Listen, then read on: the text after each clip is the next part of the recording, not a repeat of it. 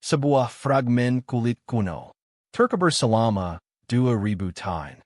Ditemukan, dipindai, dan kemudian diabaikan. Hingga sebuah AI yang dibuat oleh Elon Musk menjalankan algoritmanya pada teks yang rusak tersebut dan mengembalikan sesuatu yang tidak ada seorang pun yang mengharapkannya. Apa yang ditemukannya bukan sebuah doa. Bukan sebuah nubuat dalam penjelasan tradisional. Itu adalah sebuah peringatan. Dan orang-orang yang mempelajari hal-hal ini untuk mencari nafkah tidak mengucapkan sepatah kata pun tentangnya sejak saat itu. Pada tahun 1947, seorang penggembala Badui muda melempar batu ke dalam sebuah gua dekat Laut Mati. Ia mendengar sesuatu peka. Apa yang ditemukannya di dalam mengubah studi sejarah kuno selamanya. Gulungan Laut Mati. Hampir 1000 dokumen. Beberapa lengkap. Banyak dalam bentuk fragmen. Ditulis sebagian besar dalam bahasa Ibrani dan Aram. Berasal dari lebih dari 2000 tahun yang lalu.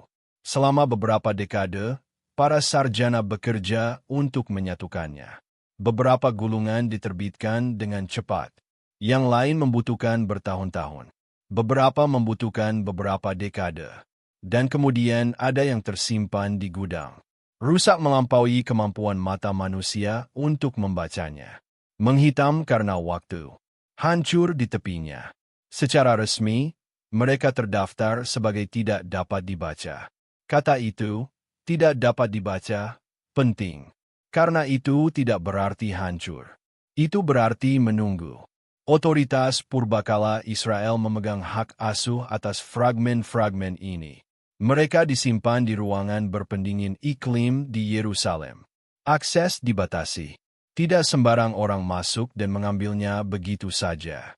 Proses akademik seputar gulungan-gulungan ini lambat, hati-hati, dan dijaga ketat. Beberapa peneliti telah menghabiskan seluruh karir mereka pada satu fragmen tunggal.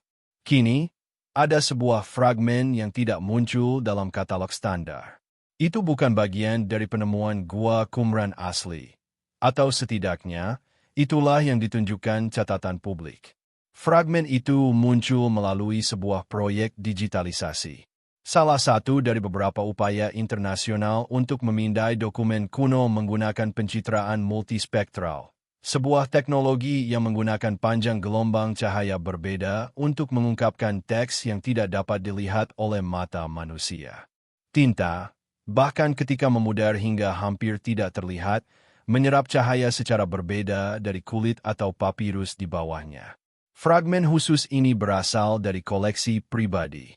Pemiliknya, yang berbasis di Eropa, telah membelinya melalui dealer barang antik yang sah suatu saat di awal tahun 2000-an. Fragmen tersebut telah dievaluasi sebelumnya. Para peneliti mencatat bahwa fragmen itu tampaknya mengandung tulisan, tetapi kerusakannya terlalu parah untuk analisis standar. Itu difoto, diarsipkan, dan dikesampingkan. ITU, berubah ketika pemindahan multispektral dimasukan ke dalam model bahasa besar yang dilata pada bahasa-bahasa Semitic kuno. Model tersebut adalah Grok. Dikembangkan oleh XAI, perusahaan kecerdasan buatan milik Elon Musk.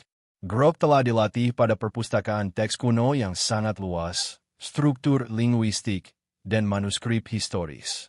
Idenya tidak luar biasa. AI telah digunakan sebelumnya pada gulungan Herculaneum di Italia dengan hasil yang luar biasa. Tetapi fragmen ini berbeda. Ketika output Grok kembali, para peneliti di ruangan tersebut dilaporkan tidak berbicara selama beberapa menit. Teks itu koheren, terstruktur, dan isinya tidak seperti apapun dalam katalog gulungan Laut Mati yang diketahui. Apa yang dikatakannya, dan untuk siapa teks itu ditulis, adalah di mana kisah ini mengambil giliran yang tidak ada seorang pun yang siap menghadapinya. Untuk memahami mengapa penemuan ini penting, Anda pertama-tama perlu memahami apa yang sebenarnya dilakukan Grok. Karena ini bukan sihir. Ini bukan debakan. Ini adalah sebuah proses. Sebuah proses yang tepat, metodis, dan sangat teknis. Dan proses itulah yang membuat hasilnya sangat sulit untuk diabaikan. Pencitraan multispektral telah digunakan pada dokumen kuno sejak tahun 1990-an. Prinsip dasarnya sederhana. Material yang berbeda memantulkan dan menyerap cahaya pada panjang gelombang yang berbeda. Tinta yang terbuat dari karbon atau tanin besi berperilaku berbeda dari kulit hewan atau papirus tempat tinta itu ditulis. Dengan menangkap gambar di lusinan panjang gelombang, dari ultraviolet hingga inframerah dekat, para peneliti terkadang dapat mengungkapkan teks yang tampak benar-benar tidak terlihat oleh mata telanjang. Masalahnya adalah interpretasi. Gambar-gambar itu kembali sebagai lapisan-lapisan. Sinyal yang tumpang tindih. Kebisingan bercampur dengan data. Seorang ahli manusia terkadang dapat mengidentifikasi sebuah huruf di sini, sebuah kata di sana. Tetapi ketika kerusakannya parah, ketika permukaannya retak, melengkung, atau sebagian larut, bahkan paleografer terbaik di dunia pun mencapai batasnya. Batas itulah tempat AI dimulai. Grok bukan AI pertama yang diterapkan pada manuskrip kuno. Pada tahun 2023, Vesuvius Challenge menggunakan pembelajaran mesin untuk menguraikan gulungan Herculaneum yang terkarbonisasi yang telah terkubur oleh Gunung Vesuvius selama hampir 2000 tahun. Hasilnya luar biasa. Seluruh bagian muncul dari apa yang tampak seperti gumpalan abu hitam. Dunia akademik memperhatikan. Yang membuat penerapan Grok berbeda adalah kekhususan pelatihannya. XAI telah bekerja sama dengan Konsorsium Sarjana Linguistik untuk membangun kumpulan data pelatihan yang berfokus pada bahasa Ibrani dan Aram periode Bait Suci kedua. Ini adalah era bahasa dari gulungan laut mati. Struktur tata bahasa, bentuk huruf, konvensi jurutulis dari periode spesifik itu, semuanya tertanam dalam pemahaman model tersebut. Ketika lapisan-lapisan multispektral dari fragmen ini dimasukkan ke dalam Grok, model tersebut tidak hanya mencoba mengidentifikasi huruf-huruf individual. Ia menganalisis kelompok-kelompok pola. Ia mereferensikan silang bentuk-bentuk huruf parsial terhadap ribuan contoh yang diketahui dari periode yang sama. Ia mengevaluasi jarak, struktur baris, dan konvensi marin. Ia membangun rekonstruksi probabilistik, artinya tidak mengklaim kepastian pada setiap kata, tetapi menetapkan tingkat kepercayaan pada setiap segmen teks. Sebagian besar fragmen kembali dengan kepercayaan di atas 70%. Beberapa frasa kunci kembali di atas 90%. Itu bukan angka yang kecil. Dalam rekonstruksi manuskrip kuno, kepercayaan 90% pada teks yang rusak dianggap sangat dapat diandalkan. Para peneliti yang terlibat, 3 dari mereka, bekerja secara independen, masing-masing menjalankan verifikasi mereka sendiri. Output mereka selaras. Teks itu nyata, rekonstruksinya kuat, dan kemudian muncul pertanyaan tentang apa sebenarnya yang dikatakan teks tersebut. Karena bahasanya tidak liturgis. Itu bukan mazmur atau kode hukum atau komentar tentang kitab suci, kategori yang membentuk sebagian besar korpus gulungan laut mati. Itu adalah sesuatu yang lebih tua dalam nada. Sesuatu yang lebih langsung. Ditulis bukan sebagai refleksi tentang masa lalu, melainkan sebagai pernyataan tentang apa yang akan datang. Salah satu peneliti kemudian menggambarkannya dalam sebuah komunikasi pribadi sebagai perasaan yang lebih menyerupai catatan daripada dokumen keagamaan.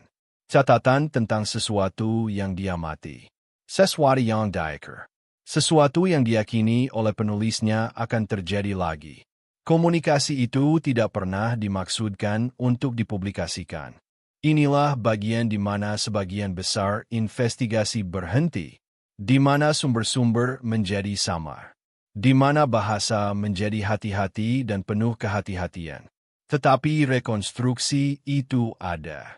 Dan apa yang dikandungnya layak untuk diperiksa dengan jelas, tanpa embel-embel, dan tanpa penolakan.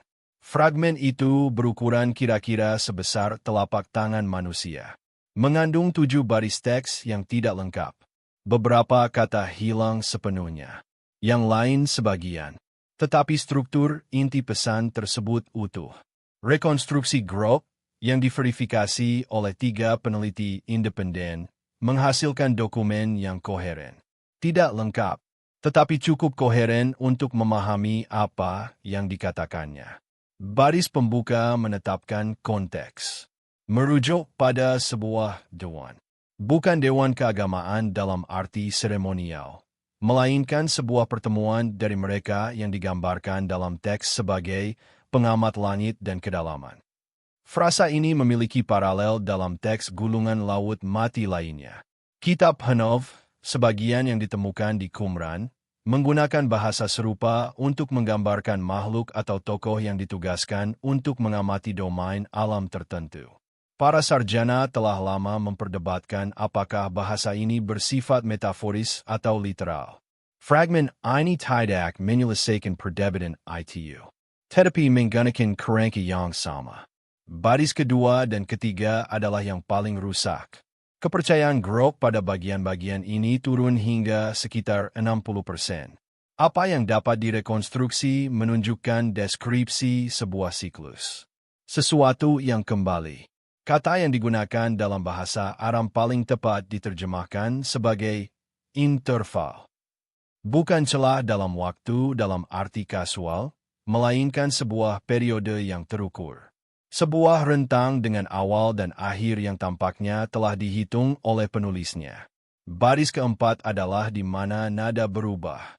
Ini adalah bagian paling jelas dari fragmen, dengan tingkat kepercayaan di atas 90% di hampir setiap kata. Terjemahannya, sebagaimana diberikan oleh tim peneliti, kira-kira berbunyi sebagai berikut. Pada interval terakhir, cahaya-cahaya di atas akan bergerak melawan urutannya. Air-air tidak akan mengikuti musimnya. Dan mereka yang memegang otoritas atas bangsa-bangsa akan berbicara dengan satu suara untuk pertama kalinya. Persatuan ini bukan perdamaian. Ini adalah persiapan terakhir. Baka itu lagi perlahan. Bukan sebagai nubuat dalam pengertian supranatural. Baca sebagai dokumen yang ditulis oleh seorang manusia, 2000 tahun yang lalu, yang menggambarkan apa yang mereka yakini telah mereka amati terjadi dalam siklus sebelumnya. Seseorang yang merekam sebuah pola dan memperingatkan bahwa pola itu akan berulang. Baris kelima merujuk pada angka tertentu. Interval, menurut teks, diukur bukan dalam tahun melainkan dalam generasi. Angka yang diberikan telah diinterpretasikan oleh tim peneliti sebagai sekitar 26 hingga 28 generasi manusia dari waktu penulisan. Dengan 30 tahun per generasi, perhitungan itu menempatkan akhir dari interval yang digambarkan di suatu tempat antara akhir abad ke-20 dan pertengahan abad ke-21. Baris ke-6 sebagian besar tidak dapat dibaca. Fragment-fragment menunjukkan sesuatu tentang perpecahan antara mereka yang tahu dan mereka yang tidak diberitahu. Baris ke-7 dan terakhir mengandung 5 kata yang sepenuhnya utuh. Terjemahannya tidak diperdebatkan. Mereka berbunyi, catatan adalah satu-satunya belas kasihan. 5 kata, sepenuhnya utuh.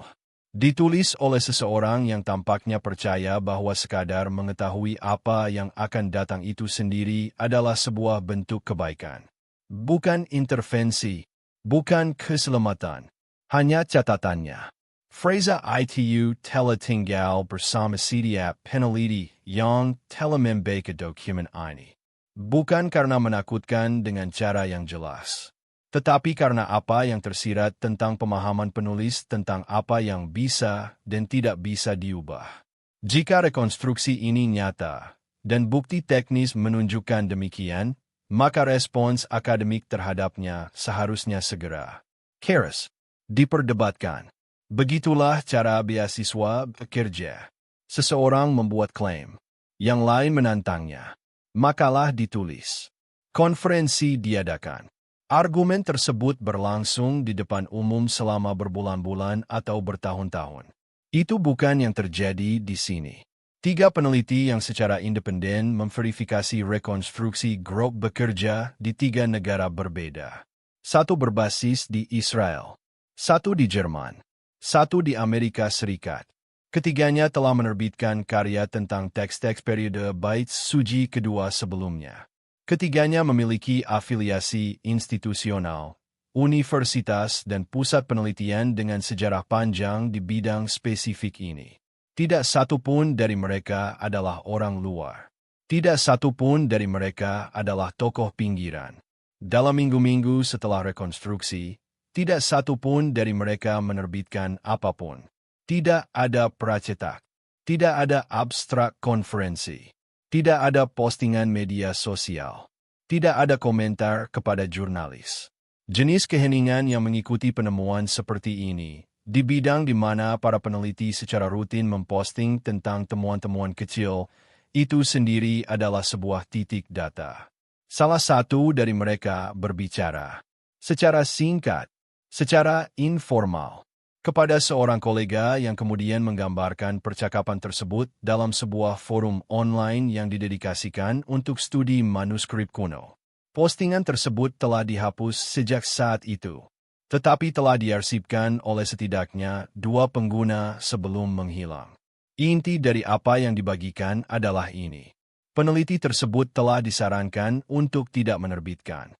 Saran itu tidak datang dari lembaga pemerintah. Itu datang dari dalam institusi mereka sendiri. Khususnya dari seseorang yang digambarkan sebagai administrator senior dengan koneksi ke badan pendanaan swasta yang mendukung penelitian barang antik di berbagai negara. Badan pendanaan itu tidak disebutkan namanya secara publik dalam postingan yang diarsipkan. Tetapi deskripsinya cocok dengan sejumlah kecil organisasi yang beroperasi di ruang ini. Organisasi yang bukan berasal dari akademis. Organisasi yang donaturnya mencakup campuran tokoh industri teknologi, mantan profesional komunitas intelijen, dan setidaknya satu dana kekayaan berdaulat. Ini bukan teori konspirasi. Ini adalah struktur pendanaan. Itu ada di banyak bidang penelitian sensitif. Uang datang dengan kondisi. Terkadang kondisi-kondisi itu tentang jadwal publikasi. Terkadang tentang temuan mana yang ditekankan dan mana yang secara diam-diam dikesampingkan. Ini tidak dramatis. Ini administratif. Dan sangat efektif. Peneliti di Jerman belum memposting secara publik di platform manapun sejak percakapan tersebut digambarkan. Halaman profil universitas mereka masih mencantumkan mereka sebagai aktif. Email mereka, menurut rekan-rekan, masih dijawab. Marika Hatter. Mereka hanya tidak berbicara tentang subjek spesifik ini. Peneliti di Amerika Serikat memberikan satu seminar dalam bulan-bulan setelah rekonstruksi. Itu tentang topik yang tidak terkait. Seorang peserta yang berbicara kepada seorang jurnalis independen mencatat bahwa selama periode pertanyaan, seseorang bertanya secara tidak langsung tentang aplikasi AI dalam penelitian gulungan laut mati. Peneliti tersebut berhenti sejenak untuk waktu yang lama. Kemudian berkata bahwa bidang ini bergerak cepat dan bahwa tidak semua temuan siap untuk didiskusikan secara publik. Kemudian melanjutkan. Jeda itu, frase spesifik ITU, siap untuk didiskusikan secara publik. Bukan tidak akurat. Bukan tidak lengkap. Bukan sedang ditinjau. Siap untuk didiskusikan secara publik. Seolah-olah kesiapan adalah variabelnya. Seolah-olah seseorang, di suatu tempat, sedang memutuskan kapan dan apakah publik akan diizinkan untuk terlibat dengan apa yang telah ditemukan. Peneliti berbasis di Israel tidak mengatakan apa-apa sama sekali. Jika Anda menghargai investigasi mendalam seperti ini, pertimbangkan untuk berlangganan. Pekerjaan semacam ini membutuhkan waktu, dan dukungan Anda membuat pekerjaan ini terus berjalan. Mari kita kembali ke teks itu sendiri. Karena keheningan akademik hanya berarti sesuatu jika apa yang dikatakan